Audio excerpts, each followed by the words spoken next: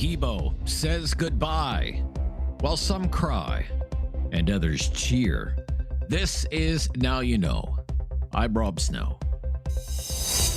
All the news you need to know. This is Now You Know with Rob Snow on News Radio. Not many were around to see it, but former Liberal Environment Minister Stephan Guilbeault said his goodbyes to the House of Commons. There are many reasons that lead people to enter politics. In my case, it was a desire to pursue my quest for a better environment, for the fight against climate change, for nature protection.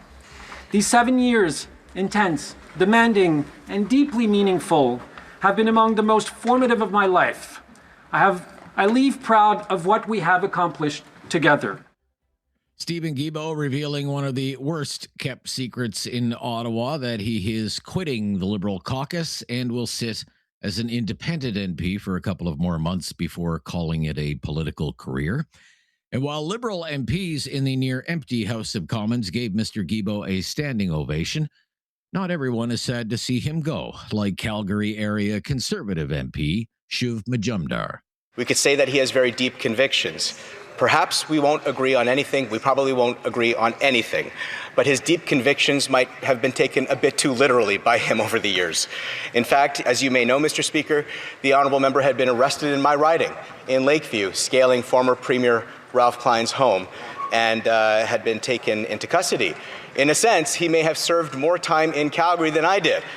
But let me just say, it's a complex issue, Mr. Speaker, because we know that his policies caused hardships for over a decade. His policies caused so much hardship for so many families across this country that the price that has been paid by millions of Canadians for his determination has been a very heartbreaking one for all Canadians to bear witness to. A few months ago, Mr. Guilbeault quit the Carney cabinet, unhappy with the Prime Minister's decision to cancel the consumer carbon tax, and he was upset about the MOU between Ottawa and Alberta. Now he's leaving politics altogether because of talk of a new oil pipeline, a rewrite on clean energy regulations, and a compromise on the industrial carbon tax with Alberta. But he does have fans in the House of Commons. One of them is the leader of the Green Party, Elizabeth May. She was near tears at the news of Guilbeault's departure. Take all of this together, and we see a constant effort to roll back environmental protections and climate action. No wonder Stephan Guilbeault is leaving this place. I am heartbroken that he is, because he is a strong voice, as we all know, and a person of great integrity and courage. I am heartbroken, and I see that today the Prime Minister's comment on Stephan Guilbeault's departure is, things change. Well, I wonder who Mark Carney is. I wonder if, and I think my friend Stephan Guilbeault is probably wondering, when did Carney change? When did the Liberal platform become the Conservative platform? Another fan of Stephan Guilbeault is Catherine McKenna, the former Liberal MP and Justin Trudeau's very first Environment Minister.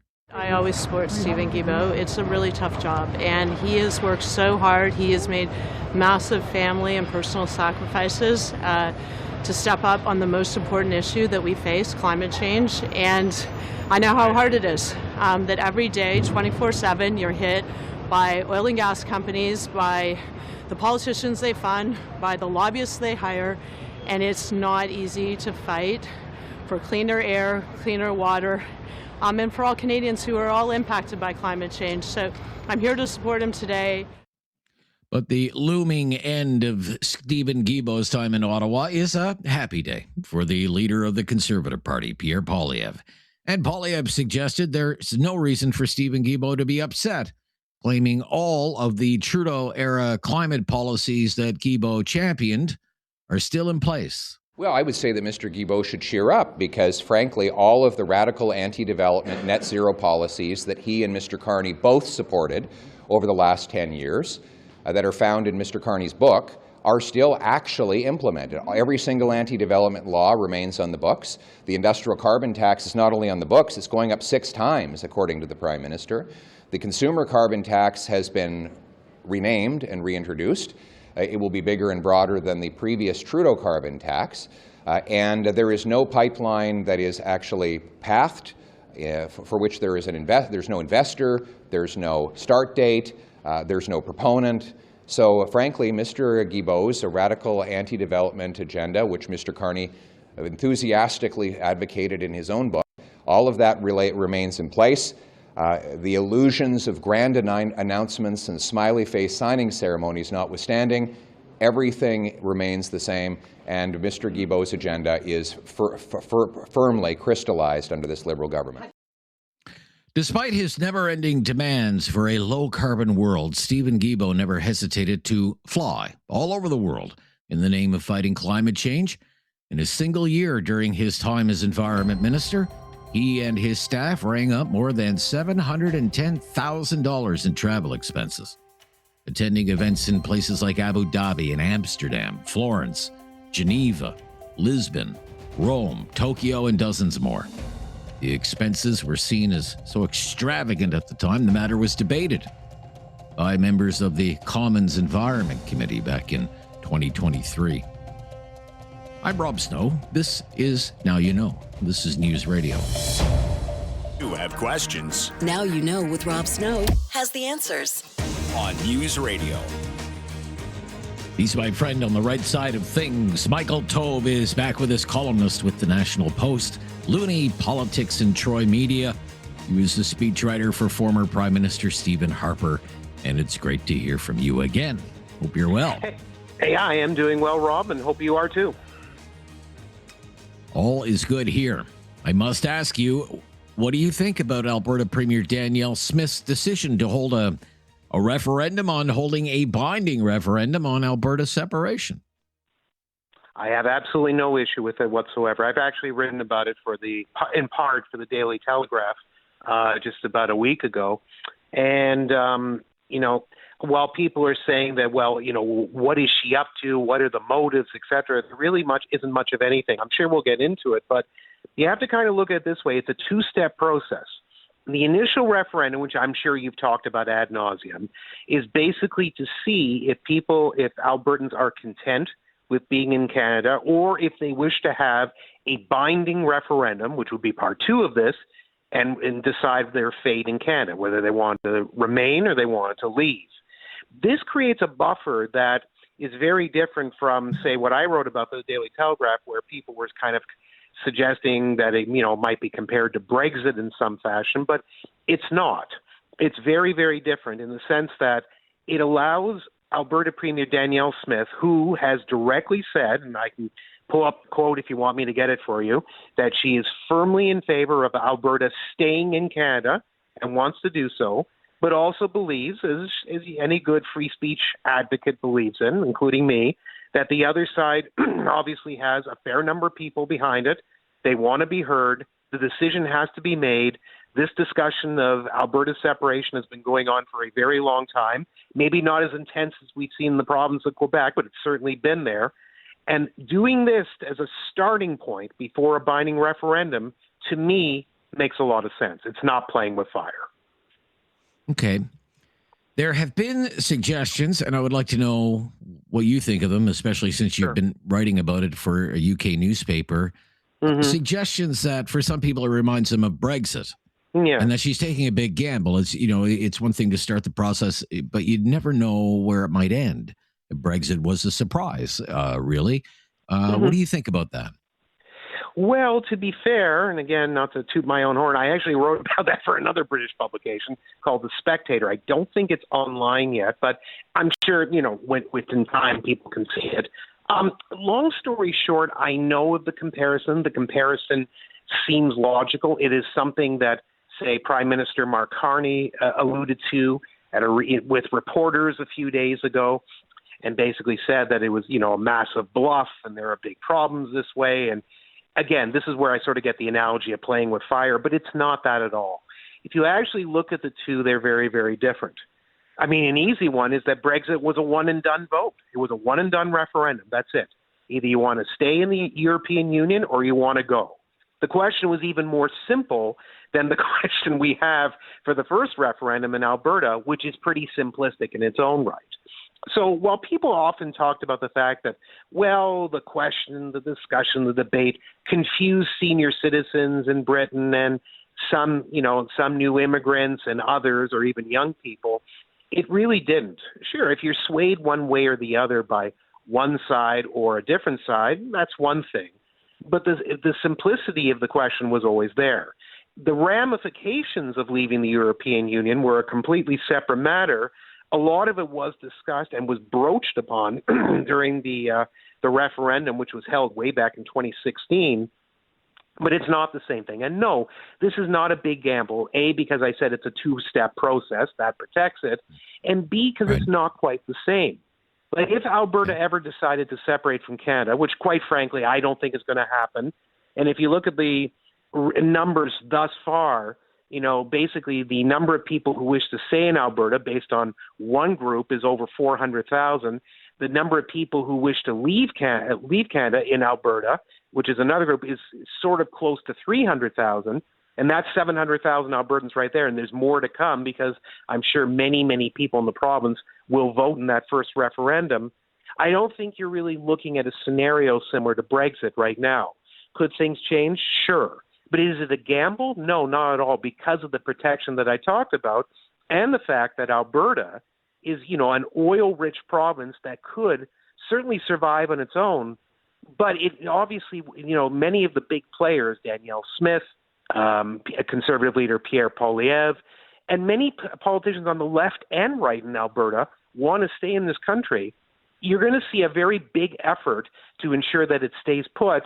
And I don't think we're going to see something similar to the 1995 referendum in Quebec, which, as you know, was decided by less than 1% and roughly 55,000 votes in the entire province. Oh, yeah. We're not seeing those numbers right now, and I don't think it's going to be replicated here. All right. When we come back, we're going even further west. Big weekend ahead for Conservatives in British Columbia. The Conservative Party of British Columbia is choosing a new leader. Now, remember, this is the upstart party that almost won the last BC election.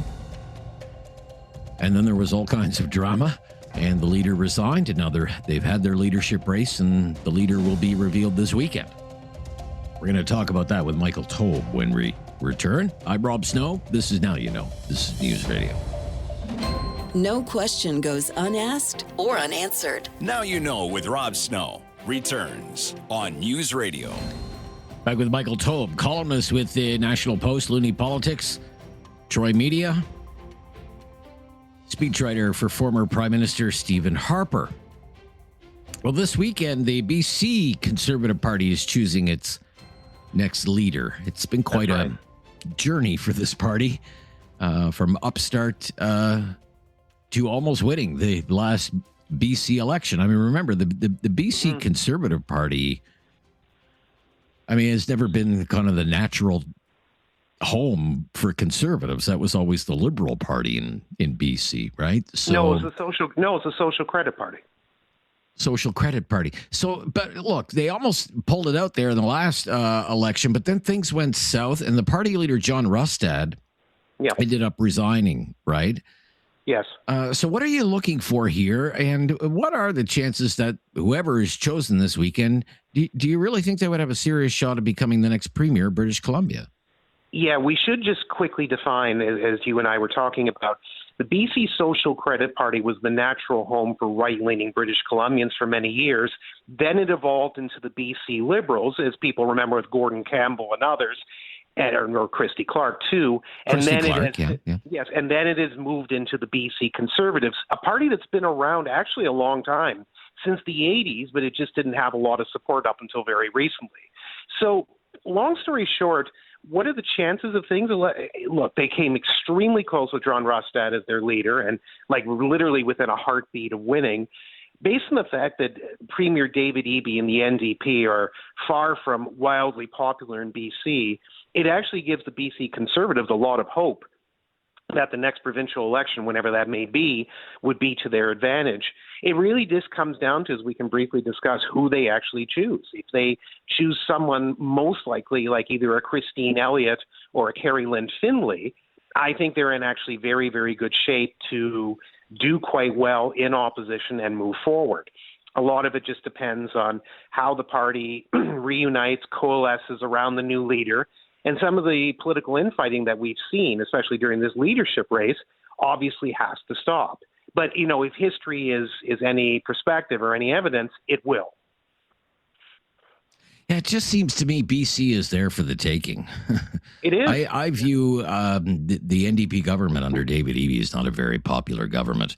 And all of this stuff about UNDRIP and property rights is really haunting the Eby government. Would you agree with that, Michael? I would fully agree with it. In fact, a lot of people forget this about Lotus Land or British Columbia. There is a natural conservative philosophy that does exist there, even though there's a very strong political left in BC, as we know. And that's one of the reasons why, say, former Premier Bill Vander Zalm was so popular for a long time, because even though his right-of-center ideas didn't naturally fit all throughout BC, it fit enough with sort of the Western mentality we've seen in Alberta, Saskatchewan, BC, more independence, more individual rights and freedoms, property rights, fiscal conservatism, etc. It does fit with that mentality, and it actually makes things very better. And a lot of British Columbians, when push comes to shove, they realize that's to their benefit. So for the BC Conservative Party, it's open season, especially with, as you correctly pointed out, the unpopularity of Premier Eby and the NDP. Yeah. So what are names you're watching on that in that race, Michael? Who are you most interested in right now? Well, the two I mentioned, I think, are the best ones, Rob, and that's Christine Elliott and Carrie Lynn Finlay. Those are the two who are, by most polling, most internal polling, external polling, are in the lead. Most would show that Christine Elliott seems to be ahead. And even though obviously things like Polymarket, which is kind of speculative, is saying that the odds of Miss Elliott winning are quite high, I think the realistic point of view is that there are 5 leadership contenders. The other 3, have decent enough numbers, but they're not obviously going to make a big push. One of them might look to be a kingmaker in the end. But I think with Elliott or with Finlay at the end, Elliott being an old political commentator, Finlay being former Conservative MP and minister, they'll do quite well. Interesting. Thank you for breaking that down, Michael. My pleasure. Great to hear from you this week. Always great to hear from you. That's Michael Taube with us every week, columnist with the National Post, Loonie Politics, and Troy Media. Federal politics up next. There's so much to talk about with our panelists. Please join us then right after the latest breaking news here on News Radio.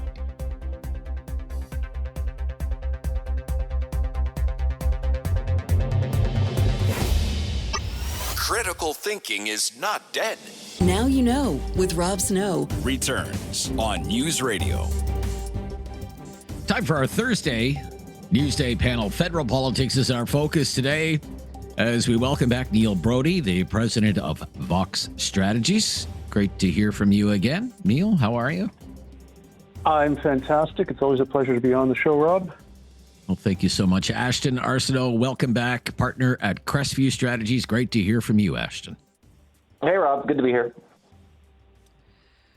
Well, Neil, I'd like to begin with you. A pretty wide open question here. Just what's your reaction to the resignation of Stephen Guilbeault as a Liberal MP?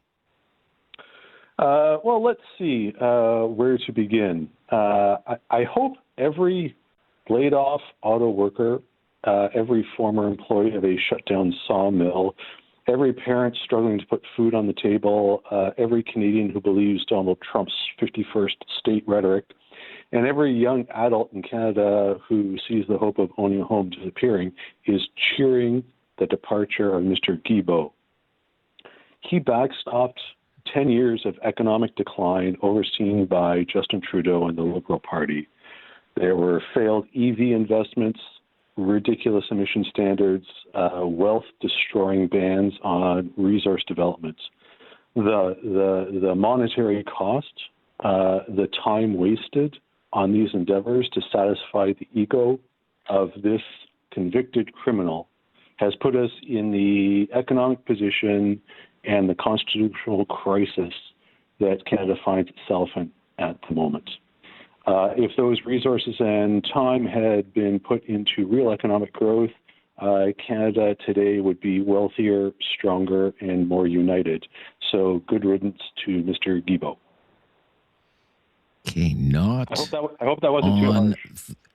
the Christmas card list. Okay, gotcha. All right. Okay. Other than that, Mrs. Lincoln, how did you like the play? All right. Holy cow. Ashton, Arsenault, I don't know if you can top that, but what do you think of the resignation of Stephen Guilbeault?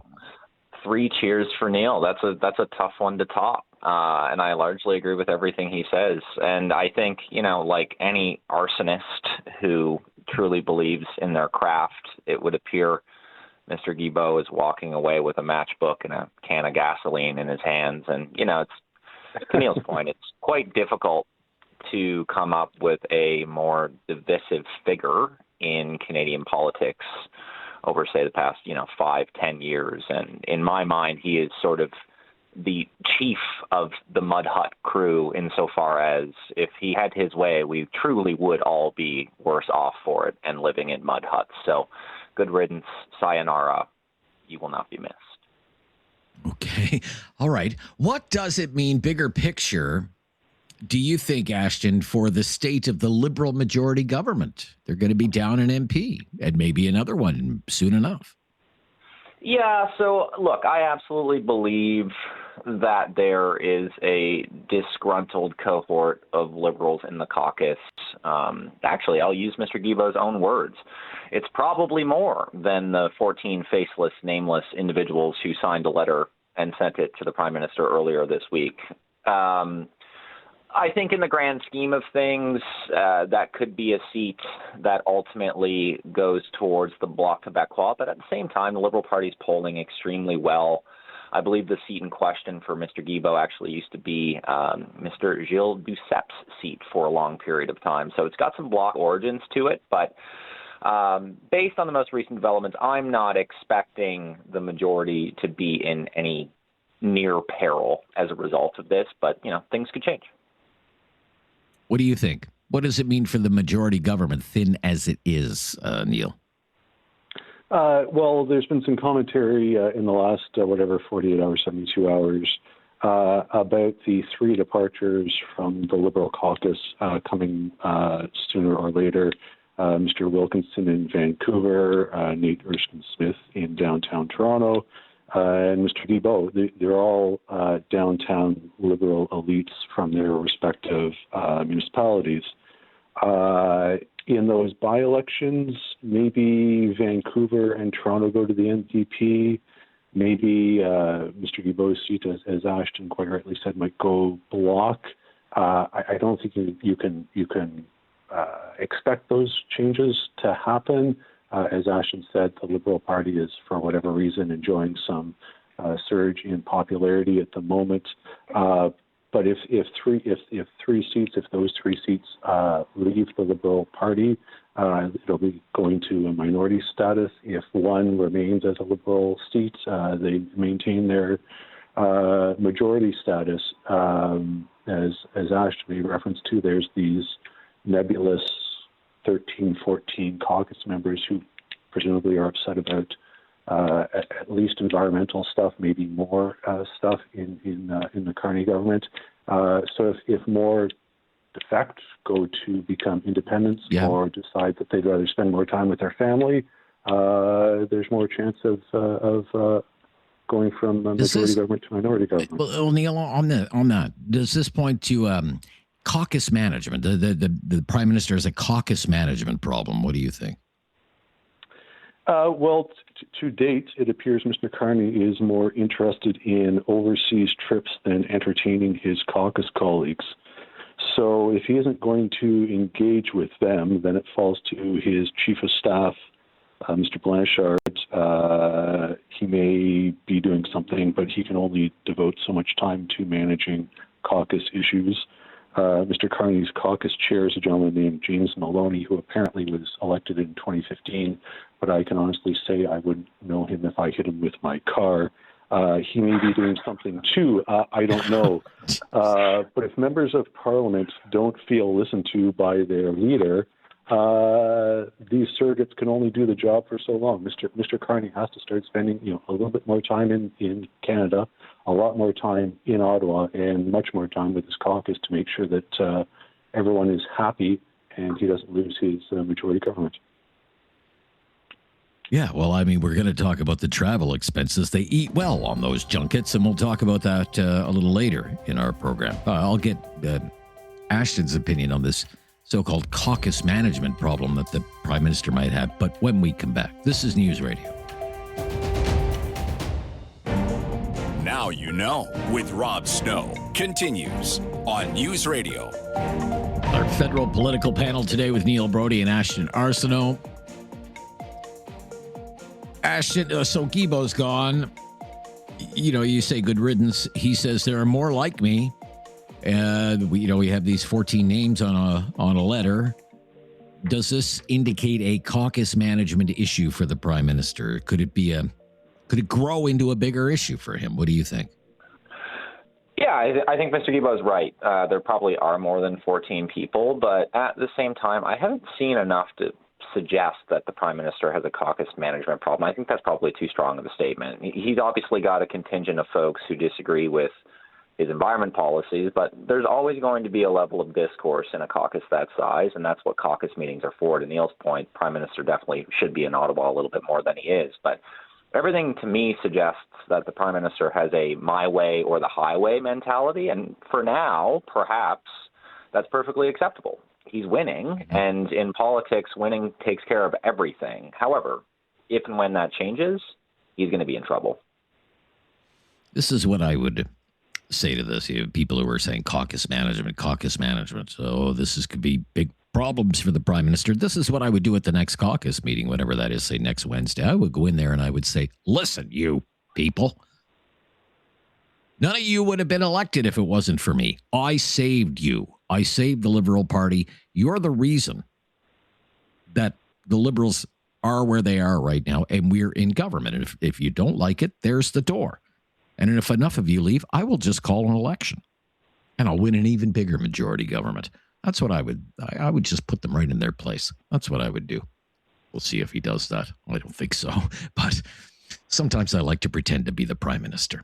All right, let's move along to another issue. Referendum on Alberta separation sort of this fall. Let's talk about what the Prime Minister's role should be here. Should he be leading this Remain campaign, say, for the next few months? Should he stay out of it? What do you think, Neil?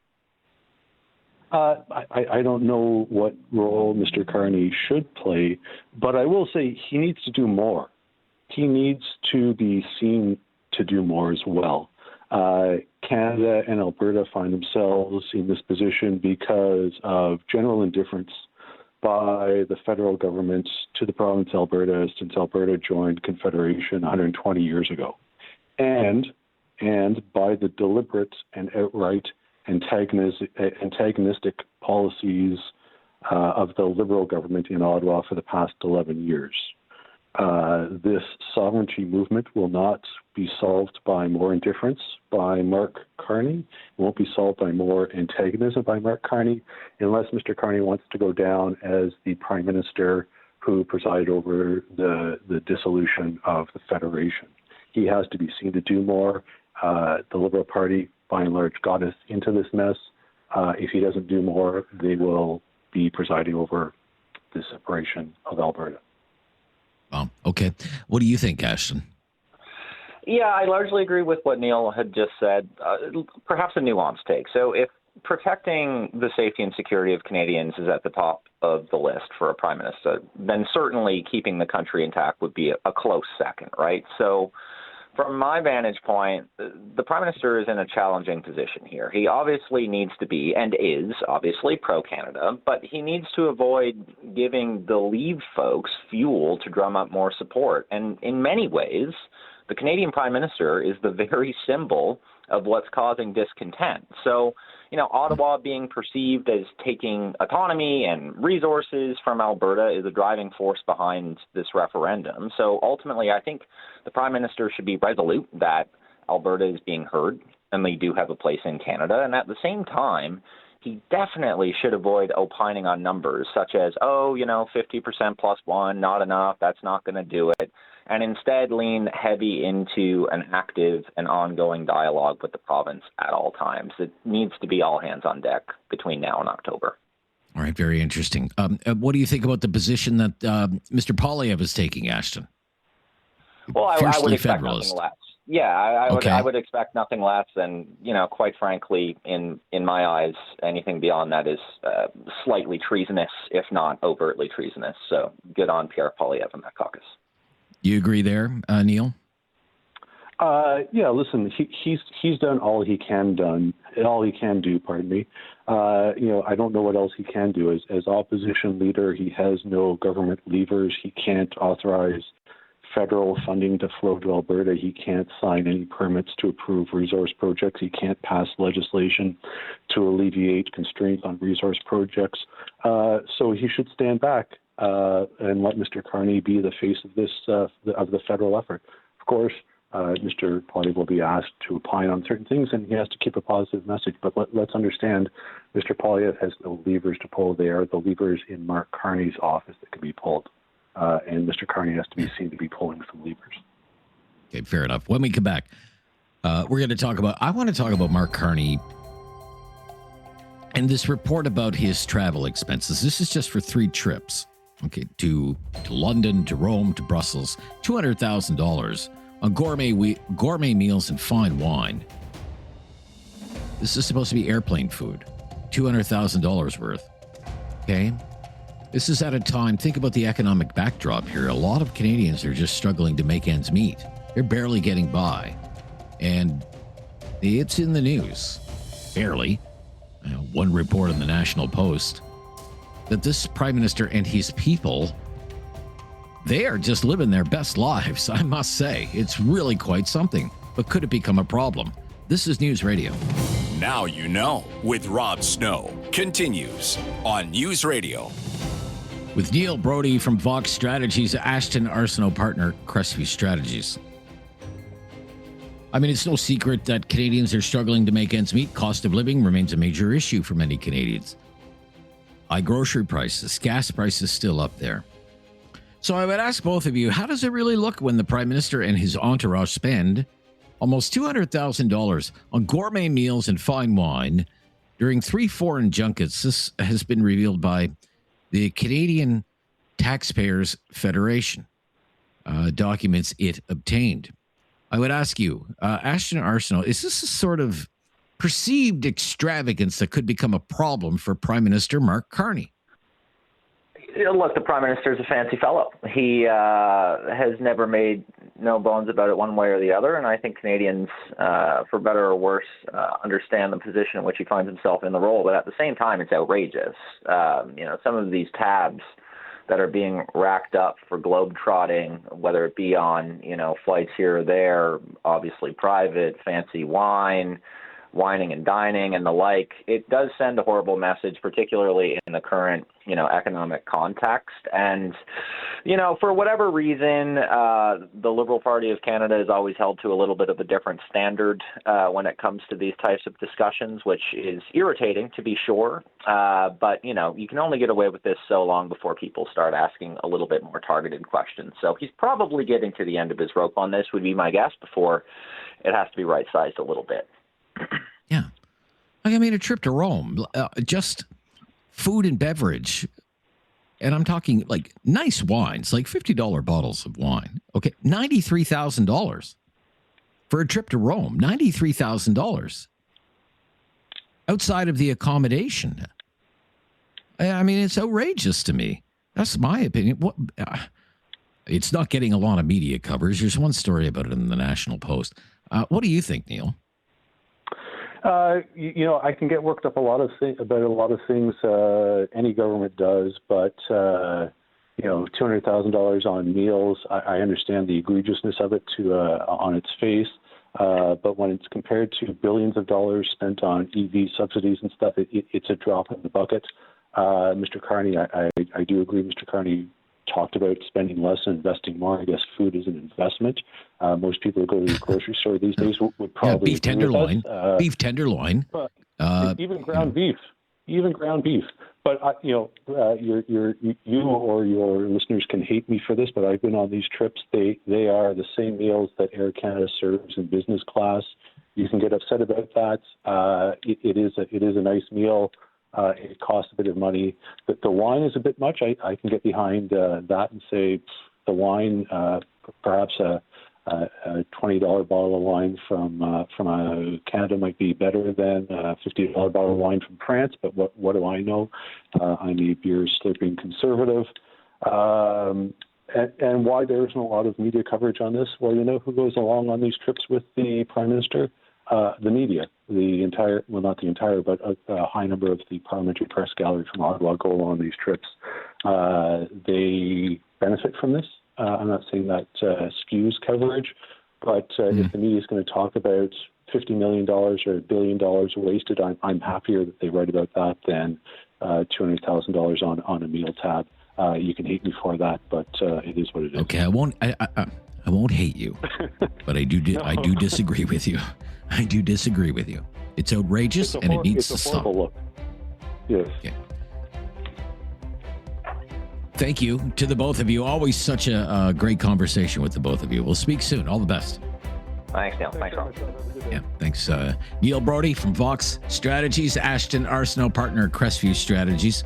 Talkback right after the latest breaking news on News Radio. It's time to talk back. On Now You Know with Rob Snow. Call now. And have your say. 1-833-668-2577. Welcome to Talkback. It's 2 hours of debate and discussion on the big issues of the day. Today, there are some stories that have been in the news recently. We want to get your take on them. The Prime Minister and his travel expenses, the cost to taxpayers to host World Cup games, and 50% plus one. All stories that have been in the news over the last few days, few weeks, and we want to know what you think about what's been reported. For example, what do you think of this story? According to documents obtained by the Canadian Taxpayers Federation, Prime Minister Mark Carney and his entourage spent almost $200,000, that's right, $200,000 on in-flight meals and wine during 3 international trips. $200,000 on meals and wine on airplanes. What do you think about that? 3 trips, one to London, in the UK, $52,000. Rome, more than $93,000. A trip to Brussels, more than $49,000, almost $200,000 for 3 trips. Just for the food, just for the wine. And then there are separate bills for the hotel accommodations. But that's still a lot of money, isn't it? $200,000 for 3 trips for airplane food and some wine, $200,000. When you hear that, maybe you're hearing that for the first time. What's your reaction to that? For example, Neil Brodie, a friend of mine, great political commentator, says, I'm not too bothered about it. I focus on the bigger stuff. The $1 billion wasted here, the $50 billion that are spent on EV plants, for example. He's the Prime Minister. He needs to travel. It's part of the job. He needs an entourage. He's the Prime Minister. He has people. They need to eat. Nothing to see here. It's part of being the Prime Minister. Is that how you see it? If you're complaining about it, maybe you're being small town cheap or petty. Is that what you think? Comes with the territory, part of the job? Or are you more inclined to think it's outrageous and extravagant and it's way too much and it's an insult to hardworking Canadians everywhere who are doing everything they can these days just to keep a roof over their head and put food on the table? And Mr. Carney and those around him should smarten up and rein in that kind of spending. These are tough times for a lot of people, and this doesn't show very good judgment. Just throwing it out there. I want to know where you come down on this, what you are inclined to think. $200,000, okay? Almost $195,400 on things like beef tenderloin, luxury Normandy buttercups, braised beef in a red wine reduction. Italian, Spanish, and European charcuterie, a meat and cheese plate for the rest of us. Wine going for $50 a bottle. The Canadian Taxpayers Federation notes that at almost $200,000 for 3 trips, this is more than the average Canadian family spends on groceries over the course of a decade. And it comes at a time when some Canadians can't afford ground beef, let alone beef tenderloin. Am I being petty? If you think I'm being petty to complain about something like that, let me have it. Or if you think the Prime Minister and his people should be raked over the coals for such lavish spending, express your opinion here at 1-833-668-2577, 1-833-668-2577. I think you can tell which way I lean on that. Speaking of government spending, kind of a theme for us today here on Talkback. It's almost World Cup time. I'm not a big soccer fan, but I enjoy watching the World Cup. I'll get into it. Canada is hosting 13 games. 13 World Cup games. 7 of them are in Vancouver. 6 of them are in Toronto. And across all levels of government, the price tag for taxpayers, that's you, to host these games is more than $1 billion. $1 billion of your money, $82 million per game. According to a recently released report from the Parliamentary Budget Officer, the federal government is footing about half that bill at $473 million, the other $593 million being funded by other levels of government. For example, the BC government, the Ontario government, the city of Vancouver, and the city of Toronto, the property taxpayers in those cities. But it's $1 billion. There's only one taxpayer, and it's for 13 games. Your money. Question: is it worth the money? The politicians and the organizers say, absolutely, it's worth the money.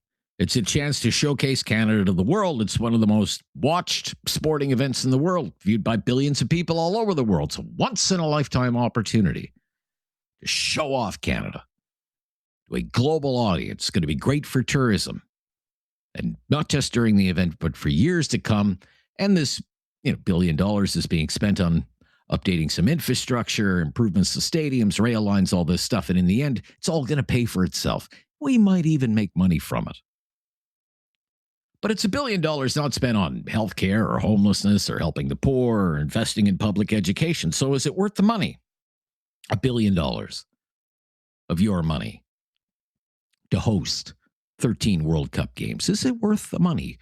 1-833-668-2577. And 50% plus one. Is that good enough to break up Canada? Let's say there's a referendum, whether it's in Alberta, whether it's in Quebec, there's a referendum on separation. 1 million people vote to stay part of Canada, and 1,000,001 vote to leave Canada. Is that good enough? One vote favoring the separatists, one vote, 50% plus one. Is that good enough to break up Canada? The separatists, I'm sure, will say yes. Carney liberals in Ottawa say no. Canada's too important. You can't break up Canada just because you got one more vote. What do you think? 1-833-668-2577. That's our call-in line. If you've never called before, just mention that. We'll make your call a priority. Let's kick this stuff around for a couple of hours today on Talkback on News Radio. Have something on your mind you want everyone to know? Call now. Hello. 1-833-668-2577. It's Talkback on Now You Know with Rob Snow. Asking for your opinion on some stories that have been in the news in the last little while. For example, this one, Prime Minister Carney and his entourage spent almost $200,000 just on meals and wine during flights.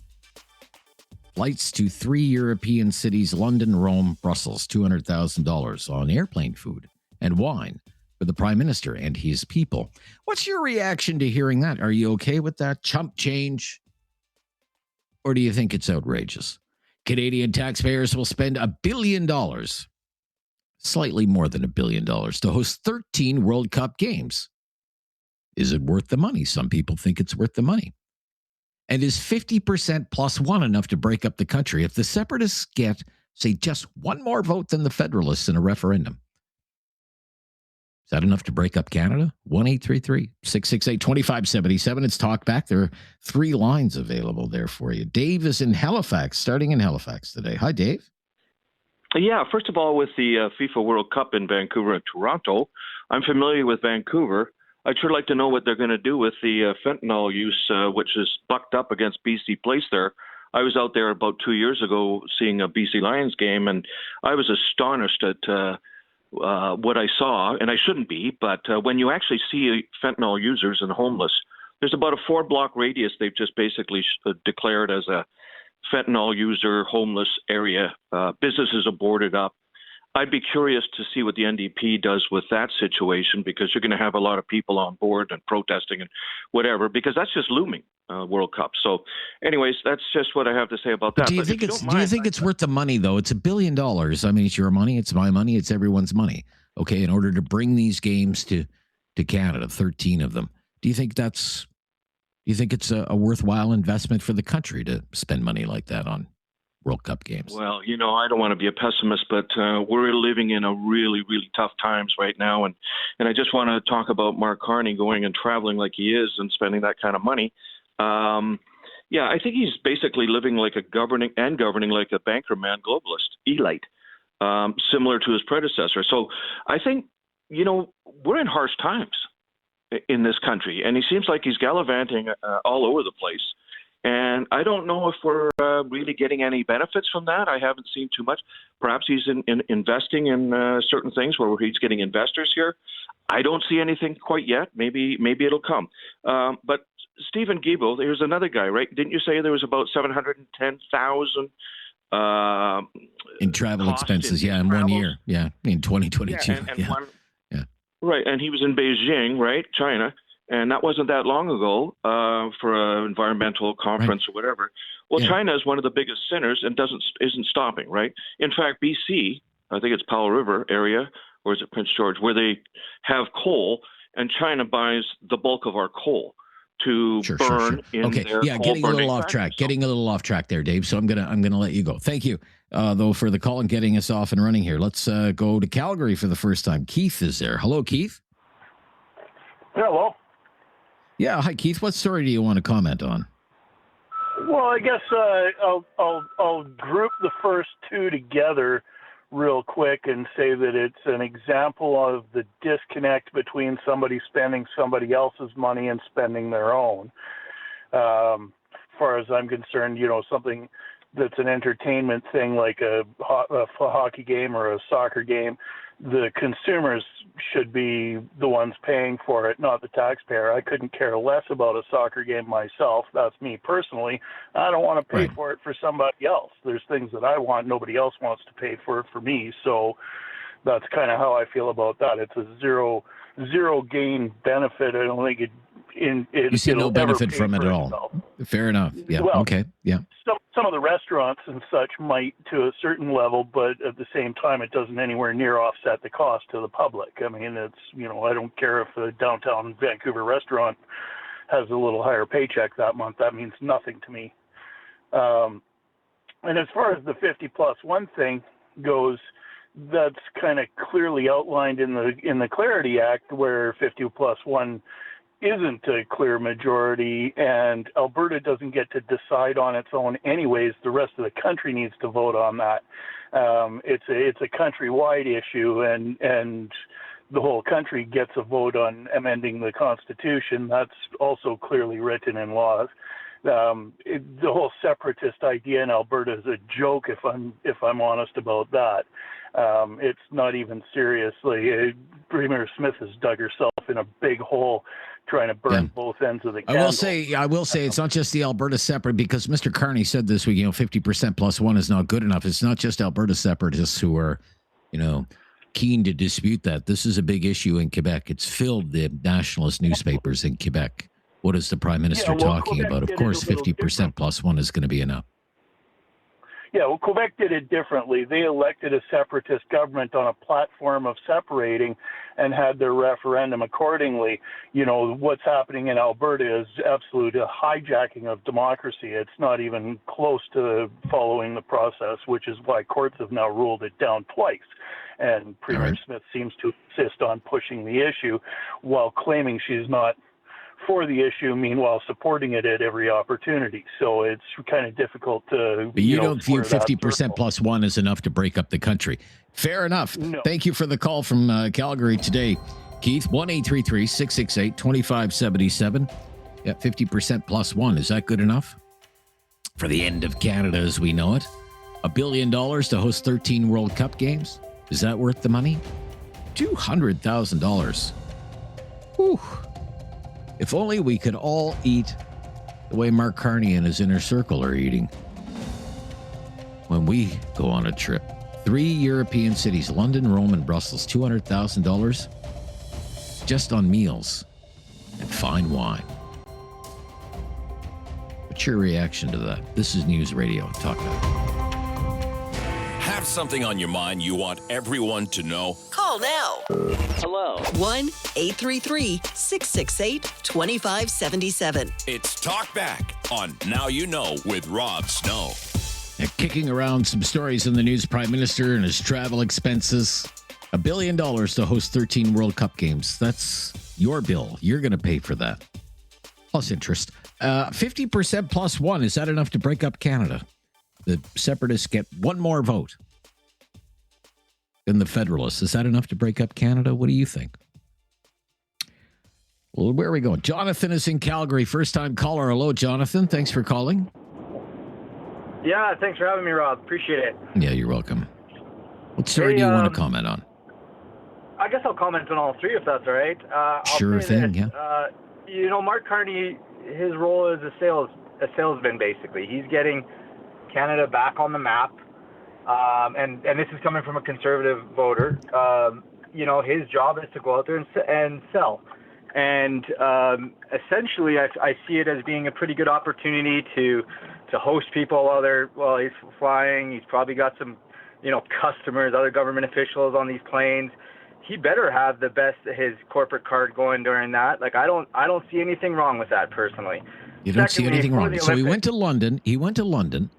In the UK, March of last year, and the catering on the flight was $52,000. $52,000. We don't know the background behind that. We have no idea, right? You're just looking at a blank check. Like, how do you know that?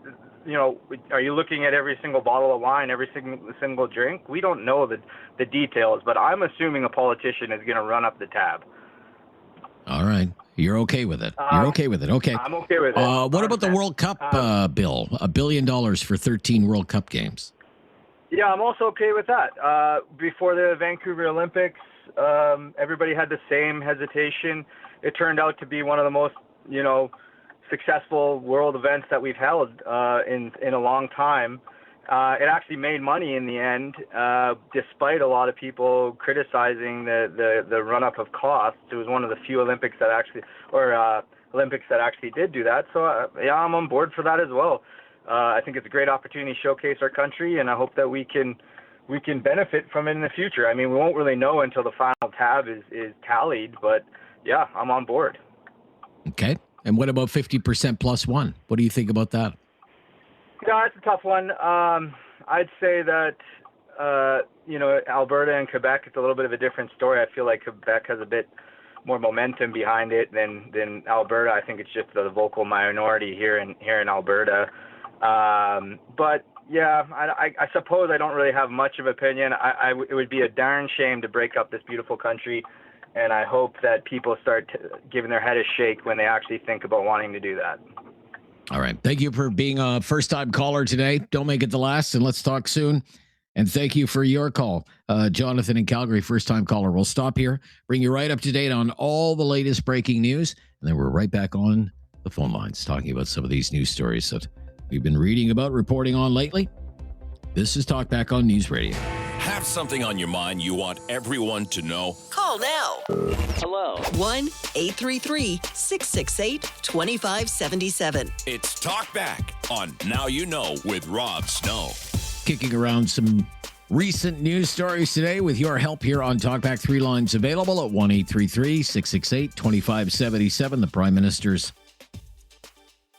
six-figured travel expenses, $200,000 for 3 flights, London, Rome, Brussels. Tab for food and wine, $200,000. I don't know. A lot of people aren't upset about it. It kind of gets my blood boiling. I don't know about you. $200,000, $1 billion to host 13 World Cup games. That's the taxpayers tab. That's your tab for 13 World Cup games in Canada. But is it worth the money? Maybe it's worth the money. 50% plus one. Is that good enough to break up the country? If the separatists get just one more vote than the pro-Canada side in a referendum, is that good enough? Is that good enough? Is that legit, in your opinion? 1-833-668-2577. Steve is in Windsor, Nova Scotia. Hello, Steve. Hello, Rob. How are you? Yeah, very good, Steve. Yeah. What's your opinion, Steve? Good. What story do you want to talk about? The Carney trips. The Carney trips, yeah, sure. I sort of take a little different angle on it, and that is I'm old enough that I've been alive for 15 different prime ministers in this country. And this Mark Carney is the first prime minister where I have felt that he gets up every morning, goes to work, and he's working to make my life better. And so if that means he's got to be out of the country, sorting out out of the country, signing deals and getting investments coming into this country to make this country a better place, then the cost of doing that is going to be expensive. The other thing that I found interesting in what you said was a $50 bottle of wine. A $50 bottle of wine was really expensive about 15 years ago. It's not that expensive today for a $50 bottle of wine. So I sort of laughed at that a little bit. The other thing that I want to talk about. You don't think a $50 bottle of wine is a good bottle of wine? You wouldn't call that a fine wine? No, not today. Okay. Not today. I find that curious. No. Okay. I mean, I haven't had wine for a long time, but years ago, a $50 bottle of wine was really an expensive, fine wine. Today, a really expensive fine wine is going to be a lot more than that. Okay. So $93,700 for one trip to Rome, sir. In-flight catering. Until I actually $93,000. Yeah, but until I actually see the bill and what caused that. I mean, this happens all the time. The cost of politicians going around the world. If I had my druthers, I wouldn't want Mark Carney in the country, in his office or in Parliament, sitting in Parliament when he should be outside the country, continuing to do what he did today in New York City, promoting Canada. Yeah, well, maybe he can pack a lunch. Maybe he should pack a lunch. Yeah, maybe they because it's Donald Trump, they delivered McDonald's. McDonald's. Yeah, maybe. Well, that's a good. Yeah, the other thing is the 50+1. Yes. They were talking about there should be a clear majority. My opinion is that should be somewhere around at least 55%. So there's a clear delineation between the pro and the con. Either way. But the other thing that I would like to see happen is a fundamental change to the Constitution, because the Constitution says that the other provinces must also vote on Alberta leaving or Quebec leaving. I would rather that be changed to the population of Canada gets to have that second vote. So in other words, maybe it's 55% in Alberta, 50+1 for the rest of the population of Canada having a vote, because anything that happens in Alberta affects me in Nova Scotia. So why shouldn't I have a say? Why shouldn't I have a say in Alberta leaving the province or leaving the country? That's a good question. Good question, Steve. Yeah. Thank you. Don't agree with everything you had to say, but I appreciate your call. 1-833-668-2577. Lots of lines available there for you, folks. Rick is in Dartmouth. Hello, Rick. Yeah, how you doing? Yeah, I'm good, Rick. Yeah, go ahead, Rick. What story do you want to comment on? Well, I guess I'll comment on most of them, I guess. But the first one I want to talk about is Justin Trudeau or Mark Carney and his gang of deplorables. I'm not a fan of them. But you know what? They can't go around offering $1.05 come alive bottles of wine. You know, that's a little bit ridiculous. We wouldn't look good as a nation doing that. Well, let's think about this. This is a trip from Ottawa with Mark Carney, with his staff, the Prime Minister's staff, his communications people. Okay, maybe a few journalists along for the ride if the news organization can even afford to send them on a trip anywhere. Okay, this is not whining and dining people in Rome. This is on the flight to get there. $93,000, sir. They're eating beef tenderloin and you're paying for it, buddy. Yeah, you're right. On second thought, once it's put to me that way, I agree with you. That's just an over expenditure of economic proportions. It's just disastrous to do that. All right. Okay. All right. Slapping the Canadian people. And now, as far as 50+1, I've often said this, and I'll say it again: the country needs to pass a resolution whereby at least 60, and if not possibly 70% vote has to be attained for someone to leave the union. Because if not, you're into civil war type of vote. That's where you're at when you say 50+1. That's just not fair to the rest of the nation. All right. How do you feel about Canadian taxpayers spending $1 billion for 13 World Cup games in Canada? Well, you mean to host them? That's to host them, yeah. Do you think that's worth the money? Is that a worthwhile investment? No, I don't think that $1 billion. I think that's a far-fetched amount of money to spend for, a little bit of eye glory to the rest of the world. That you could $82 million a game. That's disgusting. I wonder how much our hospitals would cost. How much would that help our hospitals in this country? You could have a hospital in a small city for the cost of a couple of World Cup games, I suspect. Yeah, well, maybe we should be paying more attention to that than the World Cup game sponsor and all the World Cup games. You're right. I can see the logic. All right, Rick. Thank you for your call. 1-833-668-2577. Some people are defending these meal tabs for the Prime Minister's flights. $49,000 to go to Brussels last June. The in-flight catering bill, $49,000. You add up 3 trips, $200,000. What do you think? $1 billion for World Cup games? It just rolls off the tongue, doesn't it? $1 billion. 50%+1. Have your say. News Cycle Day on Talkback. This is News Radio. Have something on your mind you want everyone to know? Call now. Hello. 1-833-668-2577. It's Talkback on Now You Know with Rob Snow. Mark Carney's travel expenses. Taxpayers footing a $1 billion bill to host 13 World Cup games, 50%+1 in referenda. Is that good enough to break up the country? Have your say on these stories today on Talkback. They've all been in the news. Let's kick them around. 1-833-668-2577. 3-4 lines available there. Herman is in Calgary. Hello, Herman. Hey, Rob. Welcome back. And I think I probably would like to comment at the top of this. And it's sad to hear about the passing of Claude Lemieux.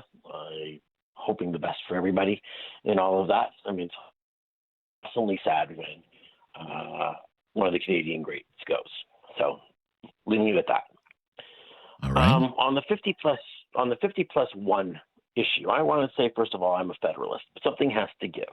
What does 50+1 really mean?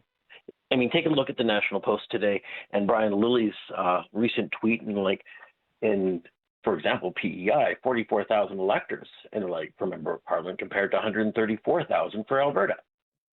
So what does 50+1 really mean?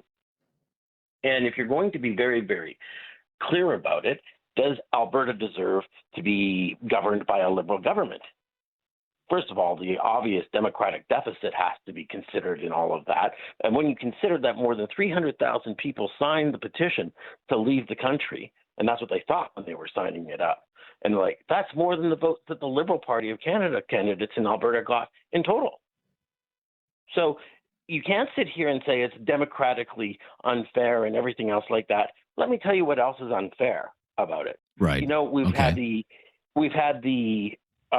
Supreme Court decision that basically tossed out the Review Act.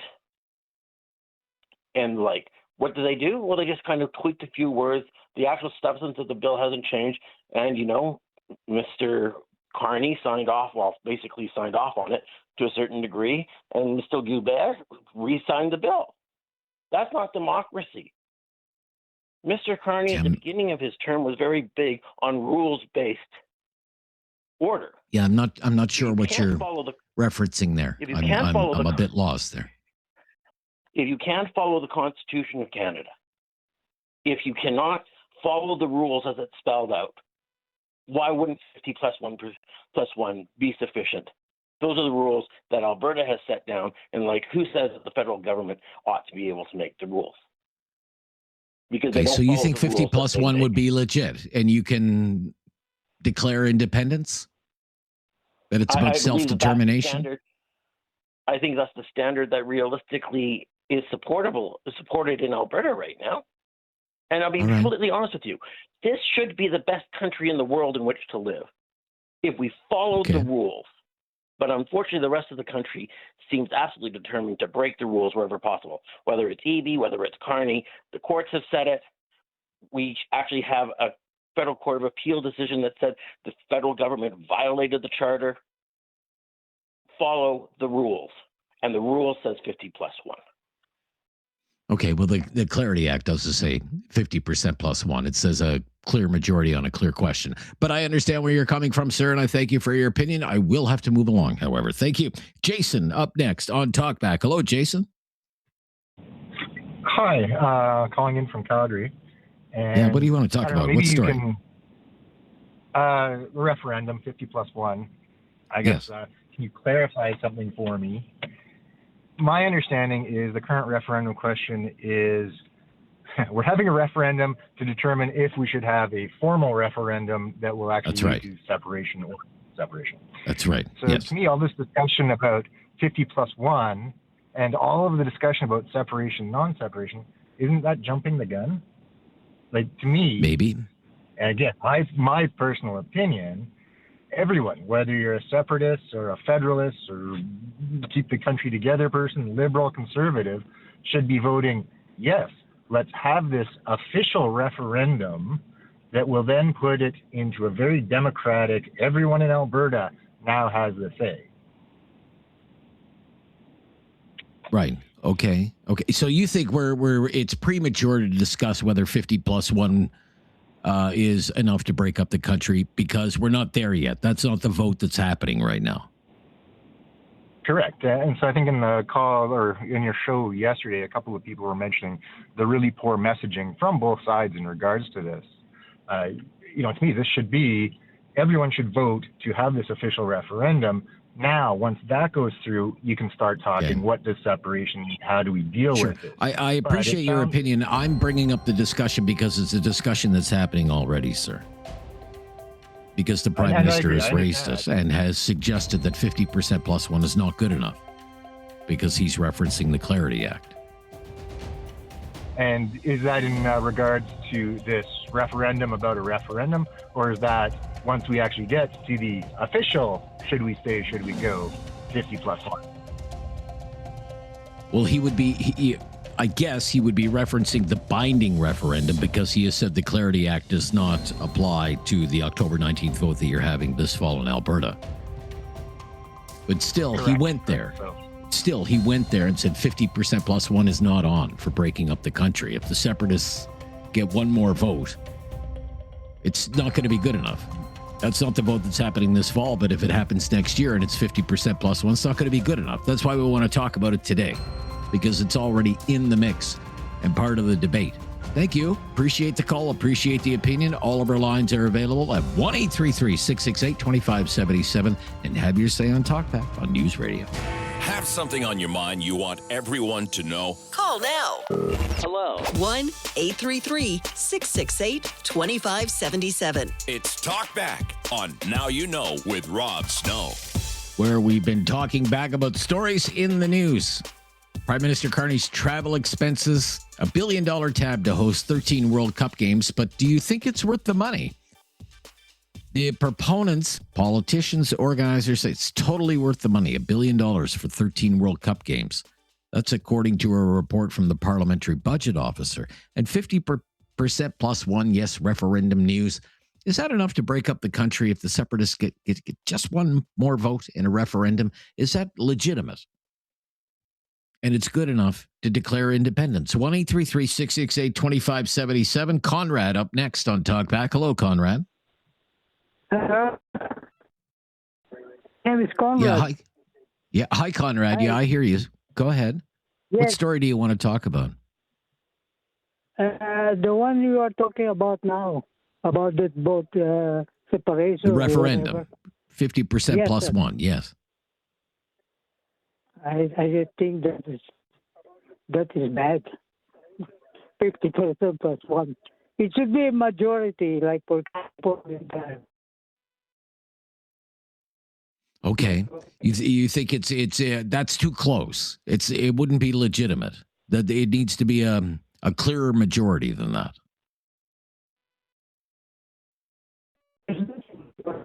Yeah, I'm sorry, Conrad. I'm going to have to let you go because unfortunately your phone line is a little bit choppy right now. But that's okay. It happens all the time. Live radio. So again, folks, we'll stop here. 1-833-668-2577. 1-833-668-2577. We'll pick things up in the second hour. Really like your time. And I'm going to be speaking to the head of the Canadian Taxpayers Federation about this story. Some people have been asking for context. I'll ask Franco for context. He's with the Canadian Taxpayers Federation. What about this story? Prime Minister Carney and his entourage. $200,000 on meals and wines during flights to just 3 European cities. $200,000 on food and wine for the Prime Minister and his people. I mean, you hear that. What do you think? You're okay with it? You're okay with it? Comes with the job? I mean, think about the economic backdrop. Think about the need. Think about the struggles that people are having. What kind of message does that send? What kind of image does that portray? Spending so much on food and wine during international junkets. Meantime, $1 billion for 13 World Cup games. It's hard to escape the World Cup news these days, World Cup buzz. It's $1 billion in your money, government money for these 13 World Cup games. But is it worth the money in the end? If it showcases Canada to a global audience. And yes, 50% plus one. More on that after the news. With your help on Talkback on News Radio. It's time to talk back. On Now You Know with Rob Snow. Call now. And have your say. 1-833-668-2577. And welcome to hour number 2 of Talkback. I'm Rob Snow. All of our phone lines available right now. Love to hear from you today, kicking around some stories that have been in the news recently. Mark Carney's travel expenses. The cost to host these World Cup games going to be all over television. Of course, it's $1 billion tab. Not sure if you're aware of that. $1 billion in taxpayers' money to host 13 World Cup games. But is it worth the money? If it showcases Canada, what do you think?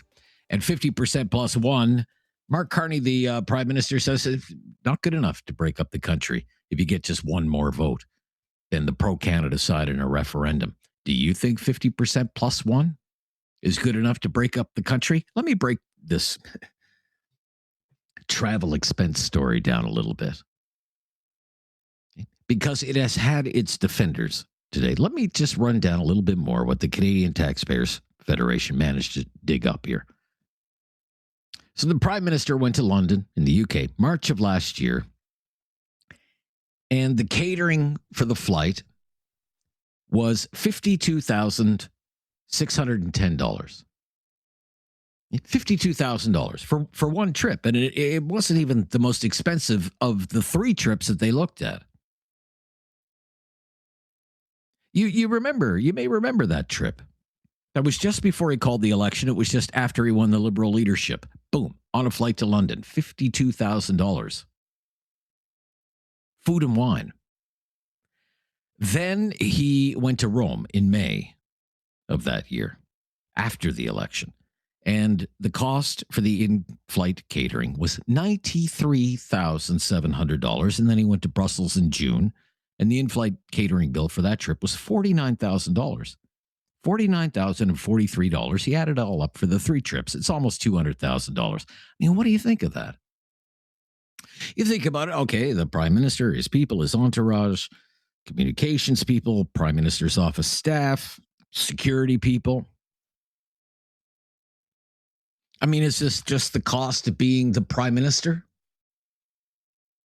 This is just what we have to pay for him to travel the world, promote Canada, drum up business for Canada? Are you okay that this is what they're eating? Beef tenderloin, salad topped with cucumber pearls, braised beef in red wine reduction, Italian, Spanish, European charcuterie, luxury Normandy buttercups, veal escalope. I don't know what that is, but I bet it's yummy and totally unaffordable for the average Canadian. Greek-style grilled chicken with orzo pasta and feta cheese. On the breakfast menu, herb and smoked Gouda omelets, turkey sausage, breakfast potatoes, crepes with vanilla ice cream and fresh fruit. The dessert menu featuring blueberry cheesecake, creme brulee, chocolate mousse, all very yummy. Fit for a king, some might say. Or fit for someone who knows the king.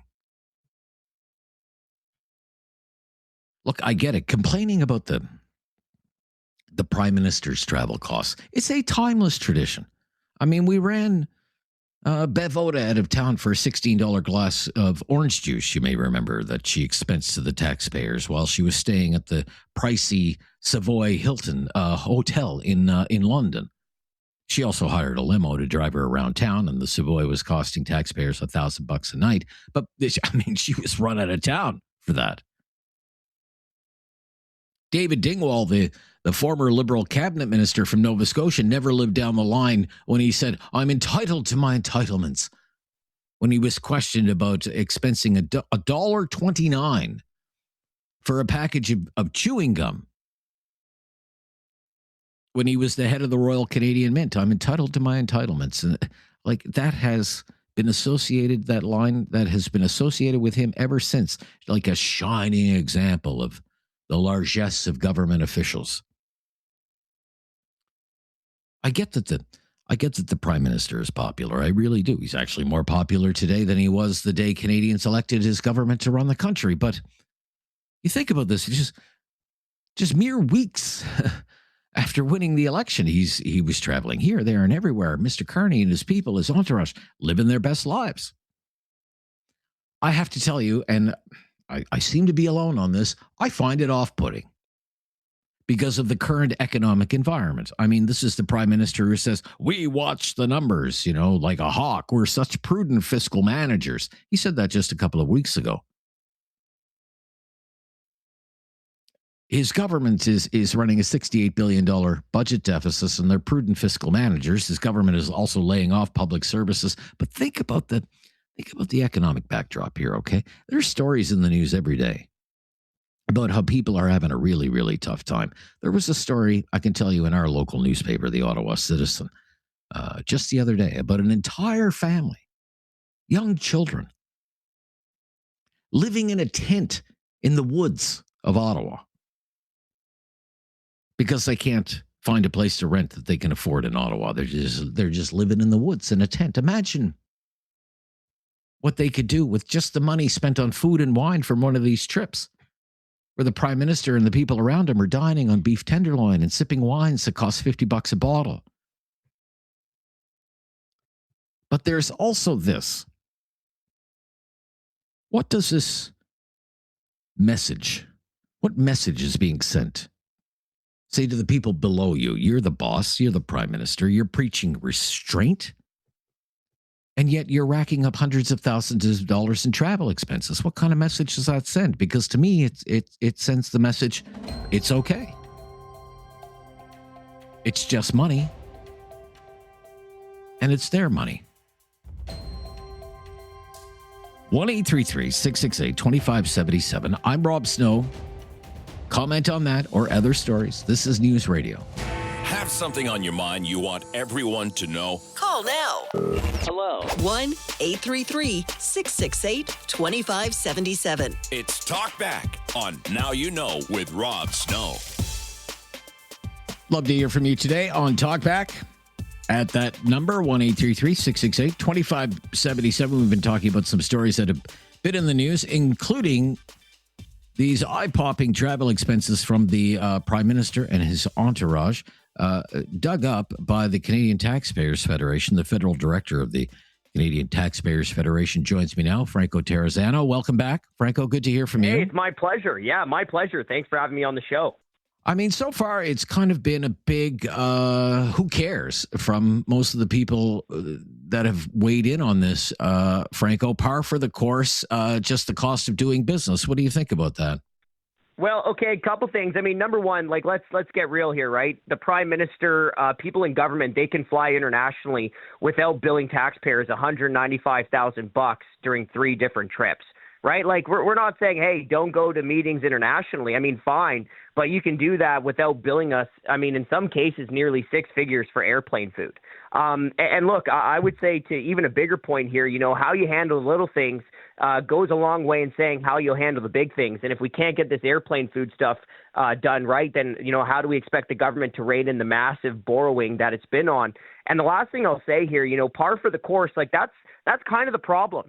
Right? The problem is that this is business as usual for the government. The government years ago, after another scandal like this, said it was going to do better. Clearly, the government said one thing and is still doing the exact same thing it's been doing. So I think all of these is a huge issue, especially just given some of the struggles that Canadians are going through right now. All right. So some people have been saying, well, what's the context, Rob? What's the background here? Yeah, it sounds like a big bill. Okay, $195,400. What's the context? How many people are you feeding, for example? What do you know about that, Franco? Yeah. So we did ask for the delegation size, right? We followed up to the government to be like, hey, so what's the delegation size? We didn't get any numbers back. We did see some media reports about the delegation to Rome being about 20 people, but let's even just say there was 50 people, right? A huge delegation. Let's give them the benefit of the doubt. Sure. You're still looking at about $2,000 per person for airplane food. And, you know, one of the things here is that there's just easy cost savings that could be found, right? When we look through the records, the menus, the invoices, you're looking at multi-meal gourmet food, right? Just to give you a little taste, right? We're talking about different veal dishes. You got beef tenderloin with bordelaise sauce. You have Scottish salmon fillet. You have luxury Normandy buttercups. That sounds scrumptious, doesn't it? It sure does. You've got chicken with white wine gravy. You've got these, slow simmered beef with red wine reduction sauce.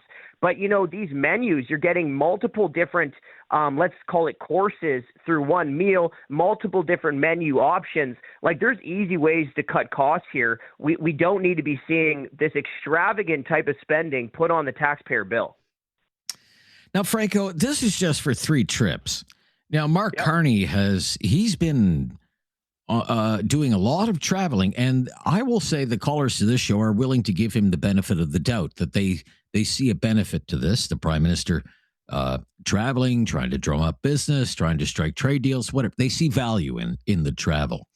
But part of me wonders, okay, well, if this is $200,000 just for 3 trips, I mean, how much has he spent on travel? What do you know about that?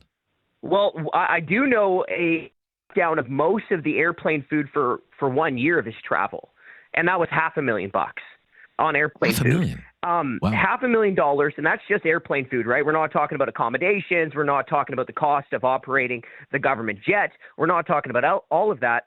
Just $500,000 on airplane food. Let me just give you one comparison because, you've heard people call in saying they want to give him the benefit of the doubt. When Carney ran, and he said this many, many times, one of his key promises, at least when it comes to the money, is that he was going to spend less, right? He's going to spend less, cut the waste. Okay. Spend less to invest more. Yeah, sure. There you Spend go. less, There you invest go. more. Yep. Well, let's do a simple comparison, okay? In 2024, Trudeau flew to Italy, okay? He spent about $43,000 on airplane food. That's a lot of money. The following year, though, Carney travels to Italy, spends $93,000 on airplane food. So the guy who is promising to spend less spent more than the guy who is famous for spending too much. Yeah. Okay. Well, thank you for calling in today, Franco. It's always good to hear from you and get your perspective because you're the one who's filing the Freedom of Information request to dig up this stuff. We appreciate it. Hey, it was my pleasure. Thanks for having me on the show. Yeah. Again, Franco Terrazzano, he is the federal director of the Canadian Taxpayers Federation. I mean, maybe I'm making too much of this, folks. Almost $200,000 on gourmet meals, fine wine, 3 trips to Europe. Maybe I'm petty for bringing it up. I'm willing to eat that criticism. Okay, I find it way too much. I think it's extravagant. It's 10 years of groceries for a Canadian family, $200,000. But they're spending on airplane food and booze for 3 trips. I mean, are you really okay with that? Are you really okay with that? More of your calls next. This is Talkback. This is News Radio. Have something on your mind you want everyone to know? Call now. Hello. 1-833-668-2577. It's Talkback on Now You Know with Rob Snow. Travel expenses, World Cup tabs, $1 billion for 13 World Cup games. How many takers on that one today? 50% plus one. In referendum news, not good enough, according to the Prime Minister. To Red Deer, Laura is a first-time caller. Hello, Laura. Hi, how are you doing? Yeah, I'm good, Laura. How are you? I'm good, thanks. Well, I don't think you're crazy. I think okay. a little petty. common Am I sense petty? Am I being petty? No, you're not petty. No, you're not petty, or you're not being wrong, I think. The government has to put some common sense into their actions. Like, you have to eat on an airplane, that's fine, but you don't need gourmet food, and we don't need to be paying for their alcohol. If they want to drink, then they should purchase that, just like if you go to some other event and you get food, you have to purchase your alcohol or your extras. I agree. It's just common sense things. Like, they don't need gourmet food. I'm totally with you on the alcohol as well. I'm totally with you on the alcohol. I mean, it's one thing to get you're on Air Canada. It's all you can do to get a half a cup of Pepsi, for crying out loud. If you want to pay for your own alcohol, pay for your own alcohol. I'm totally with you on that. This is tens of thousands of dollars. Families that are eating mac and cheese and noodles to get by, and he's eating gourmet food. It just doesn't. It's not right. Yeah, you think it's sending the wrong kind of message? I agree totally. Yeah, you do. Okay, totally. All right. Thank you, Laura. Yeah, for commenting. I appreciate the phone call today. Nino in Calgary. Hello, Nino. Hi, Rob. Good afternoon. Good afternoon to you. Three things. Number one, this $1 billion for this soccer thing. We're $68 billion in debt. Now we got to add another $1 billion for what purpose? I don't know. To host 13 games. That's totally ludicrous. Number two, the separation thing. Yeah, I'm not all happy what's going on, but you separate, that's a whole new can of worms. I don't know if Albertans really want to get into that. But the one that really, really gets me, and I'm with you 100%, on these airplane charges we're getting at $200,000 for Jesus Lord. Somebody give these guys a brain. Mark Carney is high up on the Brookfield company. Do you think for 1 minute those executives, used to be, I don't care. Do you think for 1 minute, 1 second when he was there that he would not be questioned and have to pay back some money for this extravagant crap that he's pulling off? This entitlement has to stop somewhere. It's totally ridiculous. Yeah. We are taxpayers paying your guys. We pay you guys. You don't pay us. We pay you. Yeah. And you don't take our money and spend it foolishly like this. I was wondering exactly what you are just saying. Like, let's say I was an executive, even a high-ranking executive at whatever, the Royal Bank or the CIBC or someplace. and I went on some international trip. I went to Rome, okay, for the Royal Bank. I'm doing business for the Royal Bank, and I'm trying to drum up business in Rome. I come back with a $97,000 bill for expenses, and I submit it to my boss at the bank. What do you think they're going to say? They're going to say, I hope you have a big bank account to pay this back. And start looking for another job if this is what you're doing. My problem is I own my own small company. And when I take a client out for dinner or anything, I have to justify having my client eating a hamburger. Are you kidding me? It's ridiculous. Totally ridiculous. Rob, you're not insane. You are 100% right. The Canadian people have to wake up, and these liberals that have this entitlement has to stop. Just pay for your own liquor and just have, I don't care if you got to have that, what do you call that mac and cheese thing on the airplane. Plenty good. Eat it. Go. All right. Good. Thank you. Okay. Be right back with more of your calls right after the latest breaking news. It's Talkback on News Radio. Have something on your mind you want everyone to know? Call now. Hello. 1-833-668-2577. It's Talkback on Now You Know with Rob Snow. Let me tell you a story. Just a quick story. Just on this travel expenses issue that we've been booting around here on Talkback. This is a story that's been kind of passed down through the years from political Ottawa about Jim Flaherty, the late, great finance minister during the Harper government. And you remember he was on a mission to try and balance the budget after the government ran massive deficits following the 08-09 financial crisis. Jim Flaherty, you can imagine he's the finance minister, has to travel a lot. He was on a flight from Ottawa to Toronto for meetings. A very common routine for the Minister of Finance to go to Toronto from Ottawa. What is it? It's a 1-hour flight at the most. Okay.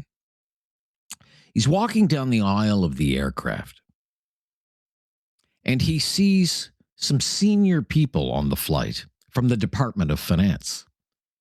And they're sitting in business class for an Ottawa to Toronto flight. And he is the Minister of Finance, the head of the department. And his seat is, in the rear of the plane because he's flying economy. Because that's the message he wants to send. That this is a time of, austerity. We're reining in spending. We're tightening our belts. And I'm leading by example. Stephen Harper did the same thing. Stephen Harper, big sports fan. He would go to hockey games in Ottawa. Always sat in the stands. Never see a video or a picture of Stephen Harper in a private suite, for example. But apparently a memo went out from the Minister of Finance. And that was the last time senior people from the Department of Finance ever took business class flights from Ottawa to Toronto during that government. The memo said, okay, it's one thing if you're going from Halifax to Calgary or Ottawa to Vancouver, then, okay, business class, we can stomach business class. But Ottawa to Toronto, a 1-hour flight? No, you're an economy, where the minister is.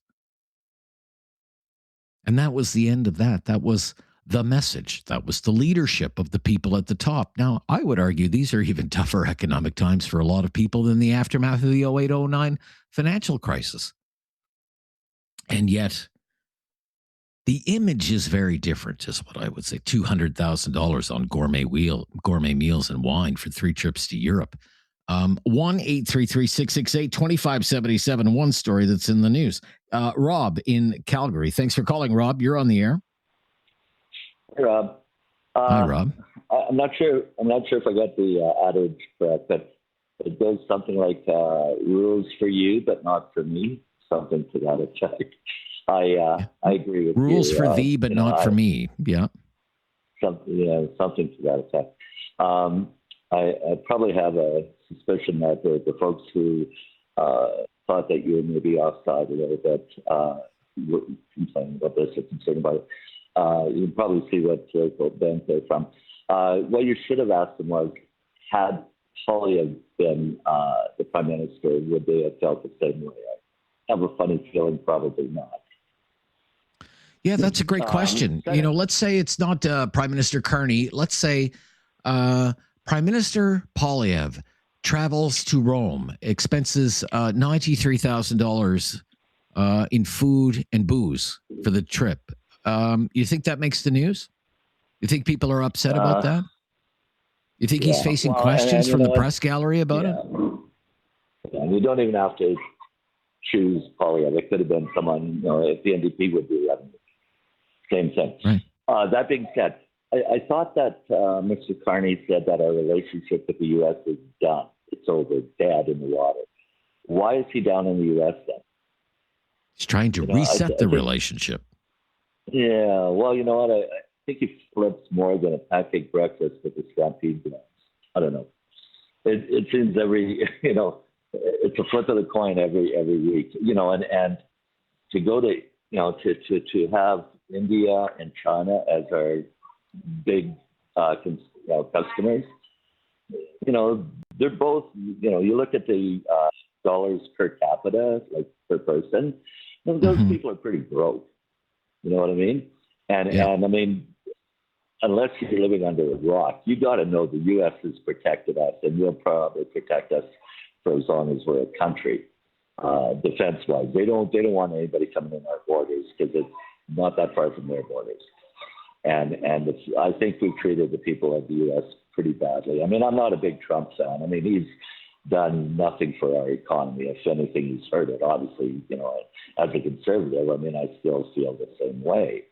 But to just totally dismiss what the U.S. has meant to us, I think is just plain wrong. And, when Carney stands up in the House and mocks the U.S. or says something, word that, it's over, his people are cheering like, vaunted seals. I don't know. It's just, I don't know. It's still embarrassing.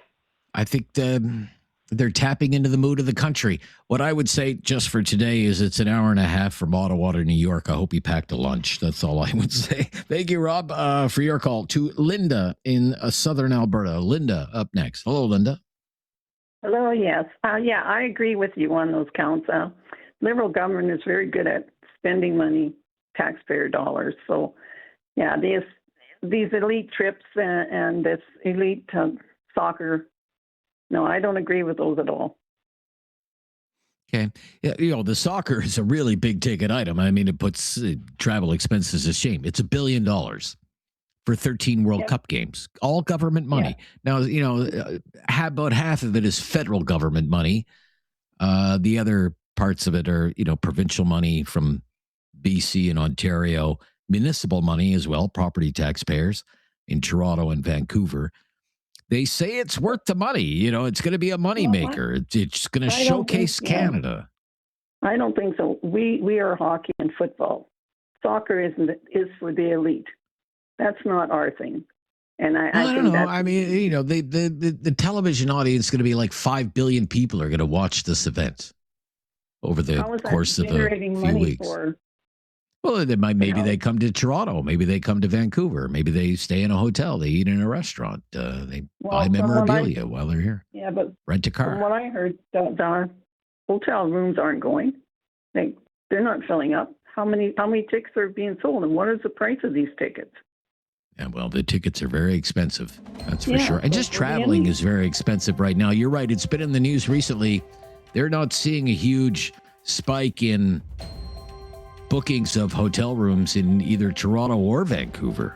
In fact, in Vancouver, booking hotel rooms is down. I think I read 20 to 25% compared to last year. But travel, they're blaming it on just travel being more expensive because everything is more expensive. But you don't think it's worth the money? And that's what I've been asking because it's a lot of money. $1 billion for 13 World Cup games. This is News Radio. Have something on your mind you want everyone to know? Call now. Hello. 1-833-668-2577. It's Talkback on Now You Know with Rob Snow. Let's get to Kitchener on Talkback today for the first time. Manny is in Kitchener. Hello, Manny. Hey, how are you, Rob? Yeah, very good, Manny. How are you? Good, thanks. I'm calling in about the potential smartphone regulation by the government, or maybe seeing what we may think as a country about it. For starters, I think that smartphones are maybe the greatest modern scourge on humanity. I absolutely detest mine. I wish that all of us could agree to just toss them in the bin altogether, to just be done with them once and for all. I do understand also at the other time they are a great tool, but I hate mine, and I wish everyone hated theirs as much as I do. Okay. Yeah, I just can't stand them. But furthermore to that, I don't like that. I believe that we've turned into a nanny state in so many different ways, and I don't want the government to regulate even more of my life or mandate other things. But in this case, if it means that by them doing it, it can educate other parents as to the potential dangers of what may be lurking online and help to protect their children, I'm all for it. On a day-to-day basis, I mean, I've got 2 young kids, and on a day-to-day basis, I have to fight that myself because other parents aren't as vigilant, maybe, as I don't want to say myself, because it may sound like a judgment of sorts. I don't mean to do that because life is hard. But it does put different pressures on other parents who are trying their very best to meter and monitor and possibly restrict screen time and also connectivity. So, like we have different rules that we have in our home for our children, and my children do not have smartphones, but their friends do. So we've been able to find this great tool called Poppy, and Poppy is an AI-enabled, it's almost like a kid's home phone. Because I want my kids to have friends. I want them to communicate. I used to pick up the phone and call my friends, right? To talk or to meet up or whatever the case may be. I don't want them to lose that. And actually what I find is that our kids are turning into, really awkward social gatherers. So okay. if they can because learn of the how lack to use of, say, physical face-to-face socialization, you mean? Exactly, because they don't have to. Yeah, I understand. Yeah, that was we kind of talked about that yesterday, Manny. I thank you for your call. That was yesterday's discussion. We're on to other things today, but I do appreciate your call. I know it was a bit of a wait for you. George is in Calgary. Hello, George. Hello, Rob. Thanks for taking my call. Hi, George. You're quite welcome, George. On the expenditures on food and whatnot. Yes, I'm 100% with you. It's getting carried away, and it needs to stop. And I don't believe the Liberals would be the only ones. I think they all do it. Just right now, it's more in our face, and it's more insulting given the current economics. But I was told or taught, I've been in sales a long time for a couple of different national companies. Okay. And I was taught you eat on the road like you eat at home. If you're a burger and fries guy at home, you're a burger and guys fry on the road. If you're an executive that can afford steak and you eat steak every night at home, you do that at work. And booze is an absolute no. In the daytime, I don't drink at my desk. Why would I drink at lunch? If I go out in the evening, I have a glass of wine with dinner. Fine, I have a glass of wine with dinner on the road. But I don't go to the pub and hang out. Because if I was at home and went out to the pub with my friends, I would be paying for that out of my pocket. So I can't expect the company to entertain me at home. They shouldn't be entertaining me on the road. Gotcha. All right.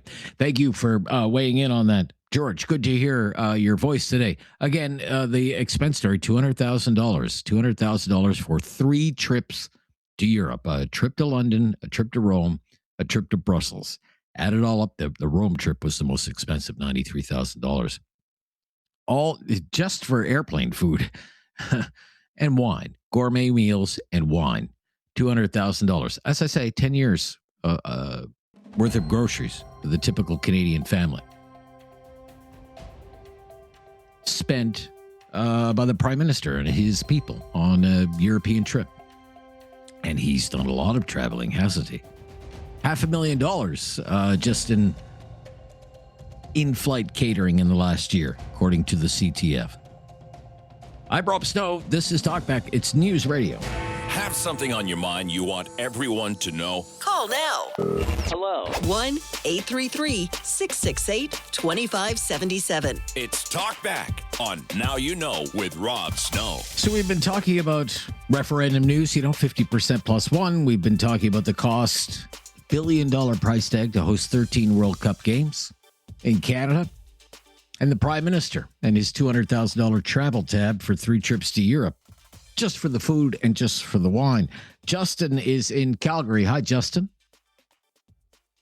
Hi, Rob. How are you this evening? Yeah, very good, Justin. Thanks for calling. What story do you want to talk about? Well, you know what? I want to talk about FIFA, and I want to talk about the World Cup, if that's all right. Sure thing. Currently, right now, it is completely unattainable for me and my family to go to the games in Vancouver. I'd really like to. We are a soccer family. We've all played Div 1. It was our life. It was our dream. It was our drive. However, the cost from getting from Calgary to Vancouver and then setting ourselves up and then the tickets, I mean, Rob, I'm a working man. I'm doing okay, but I just can't afford that. Can I ask you how much, like you've done some shopping, how much were tickets going to be, do you figure? Well, I mean, for the 8 of us, astronomical. I mean, I don't have an exact number for you, Rob, but it's in the thousands, and that's just for tickets, let alone hotel and travel costs and all that. I'm a big believer in football. I really like the game. I really like the passion, and I sure like our team this year. However, to put my kids through soccer and take them to this game, it's a choice. Okay, do I put my kids in soccer or do I take them to this game? And it actually equals out to be pretty close. So I think it's unattainable for a lot of Canadians right now in order to go and see these guys play. And I take that. Do you think it was good for the government? This is the question, to spend all of this money. I mean, it's $1 billion, right? To bring these games to Toronto and Vancouver. I mean, I'm a lifetime Calgarian, and I was around for the '88 Olympics. And yes, we made some money because we were the first to add volunteers. However, there's not very many volunteers stepping up in Vancouver to help out around there. So the ticket prices, again, are astronomical. So $1 billion. I mean, what is that? Like, yesterday it was Yankee Stadium. Today it's too much. We don't have it. Why are we doing this? The game is so strong here, and people love it, and nobody misses a game. No one misses a practice from where I'm from. But that cost alone for the families, that's it. That's their limit. They can't even consider to go to these games. Now, I would like them to spend more than $1 billion to allow people like my family and other people's families to go and enjoy the sport. I don't think it's enough, Rob. What do you think? Oh, really? Okay. Well, I am not in favor of this approach of spending $1 billion to do big events like the World Cup or the Olympics. I come from a kind of a different viewpoint. I think it's better for cities, whether it's Toronto, Vancouver, Montreal, Ottawa. I think they should develop, as many of them have, repeat annual events that bring people to their city every year. For example, where you are, like the Calgary Stampede. In Toronto, one of the big events every year is the Toronto Film Festival. In Ottawa, of course, we're blessed. We're the capital city, Canada Day. But we also have Ottawa Race Weekend. We have things like the Army Run, very popular annual events, bring in a lot of people. A city like Halifax has the Halifax International Tattoo every year. Fabulous event. And sometimes these big global sporting events, they can kind of turn into a bust. Stadiums that become white elephants. Look at Big O in Montreal and the financial fiasco that has been over the decades. But it is $1 billion, 13 World Cups. I'll watch them because I'm paying for it. Talkback returns tomorrow, Friday free for all. This is News Radio.